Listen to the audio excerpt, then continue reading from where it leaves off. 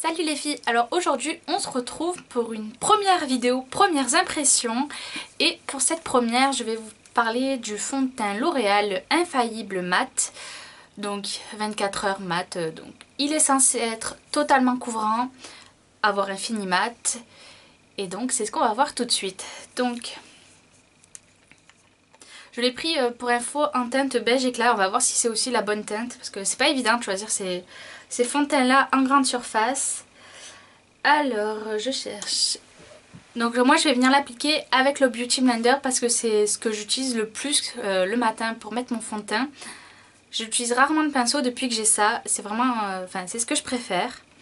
Donc tout simplement, voilà, l'embout c'est pas un flacon pompe, c'est tout simplement un tube. On dirait un tube de peinture d'ailleurs. Donc je vais venir juste en appliquer sur le Beauty Blender et l'éparpiller sur mon visage.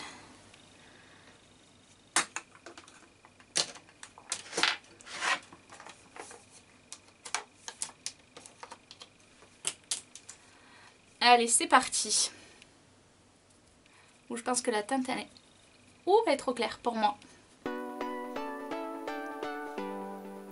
On dirait que je me vampirise avec cette teinte. Peut-être que si j'en achète une plus foncée, je pourrais peut-être les mélanger. On verra.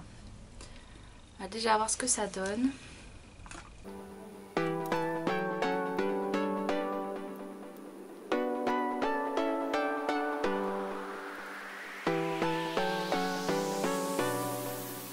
Bon, finalement c'est pas si clair que ça, parce que pour la saison je suis pas très bronzée pour l'instant. C'est un peu trop clair, mais bon après en réchauffant mon teint je pense que ça ira.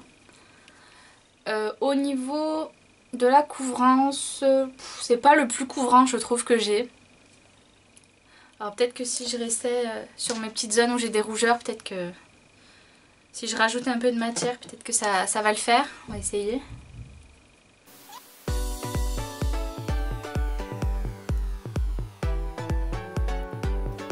Bon, c'est un peu mieux, mais je pense que j'ai mieux comme fond de teint. C'est pas si mal, hein. Franchement, pour un fond de teint de supermarché, par rapport au prix, je trouve que c'est plutôt correct. Au niveau de la matité, ça m'a l'air complètement mat, j'ai l'impression. Parce qu'après, bon, il y a quand même l'humidité du Beauty Blender, peut-être qu'après en séchant, ça va le faire. Bon, couvrance totale quand même, ils se sont un peu emballés chez L'Oréal hein, quand même. Bon, je vais venir quand même appliquer mon correcteur avant de poudrer mon teint. Hop, donc moi c'est le Pro Concealer de chez LA Girls. Et c'est là, j'utilise la teinte Creamy Beige, que j'ai bientôt plus d'ailleurs, qu'il va falloir que je rachète.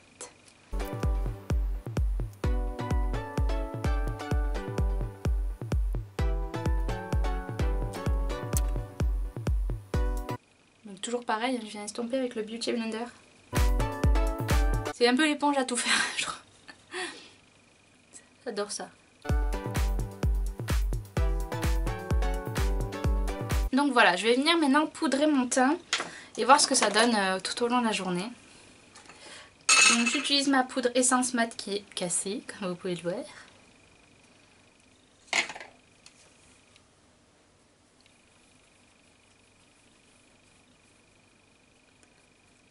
Surtout poudrer l'anti-cerne et la zone T. Ce que je vous ai pas dit, c'est que j'ai quand même souvent, quand j'applique du fond de teint, j'ai un effet matière là entre les sourcils et là je l'ai pas. Donc ça c'est plutôt agréable quand même.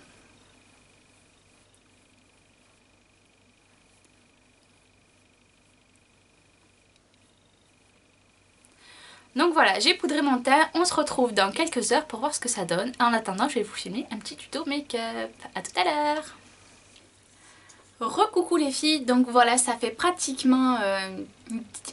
ça fait moins de 10 heures que je porte le fond de teint. Voilà le résultat après voilà, une journée normale. Hein. Donc je commence quand même un peu à briller sur le front et là, ici, au niveau des pommettes. Mais sinon, c'est pas trop mal quand même parce que sachant que ça fait déjà presque 10 heures, c'est pas mal. J'ai des fonds de teint où ma peau redevient plus... Enfin, je commence à briller plus rapidement. Donc c'est un point plutôt positif pour ce fond de teint. Par contre, je sens qu'il assèche ma peau. J'ai la peau qui tire alors que ça m'arrive jamais. Pourtant, je l'hydrate le matin et le soir et Et clairement ce fond de teint assèche. Et je pense que c'est l'effet mat qui rend comme ça, mais c'est le point négatif du coup de ce petit fond de teint. Je sens vraiment ma peau qui tire surtout à ce niveau-là. Alors je sais pas si c'est normal ou je sais pas si j'ai... Mais bon, quand même après au niveau de la matité, on n'est pas trop mal. Franchement, ça passe. Par rapport au rapport qualité-prix, c'est bien. Donc si vous êtes... je sais pas quoi vous dire en fait. Du fait que ça... Je sens que la peau... Enfin voilà, j'ai la peau qui tire, je sens que ça assèche. Il faut voir vraiment sur le long terme si je ressens tous les jours ça. Là c'est une première impression, donc c'est vrai que c'est pas... C'est peut-être pas un fond de teint que je vais mettre... comment ça... Déjà la teinte est un peu trop claire pour moi. Mais bon, en ce moment encore ça va parce que voilà c'est l'hiver, je suis pas très bronzée, mais c'est sûr que... Même avec ça je trouve que c'est pas une teinte qui est faite pour moi. Mais bon ça n'a rien à voir avec le fond de teint, c'est moi qui ai mal choisi. Qu'on soit d'accord. Mais ouais, je suis un peu mitigée en fait du coup sur ce fond de teint parce que bon, je suis quand même assez mat je trouve. Enfin, je rendu quand même assez mat. Je commence un peu à briller mais je me suis regardée en cours de journée et c'est tout récent parce que jusqu'à présent j'avais quand même le teint assez mat assez longtemps. Mais par contre toute la journée j'ai senti cette peau qui tire. Donc voilà, j'ai un avis assez mitigé. Je sais pas, si vous l'avez testé, dites-le moi en commentaire. J'aimerais bien savoir si vous aussi vous avez senti ça. Ou si c'est que moi. Voilà. Donc j'espère que cette vidéo vous aura plu. Et comme je vous avais dit il y a quelques instants pour vous, je vous ai préparé le tuto de ce make-up là. Donc j'espère que ça vous plaira. Vous pouvez le retrouver donc je pense la semaine prochaine, le vendredi à 10 h comme d'habitude.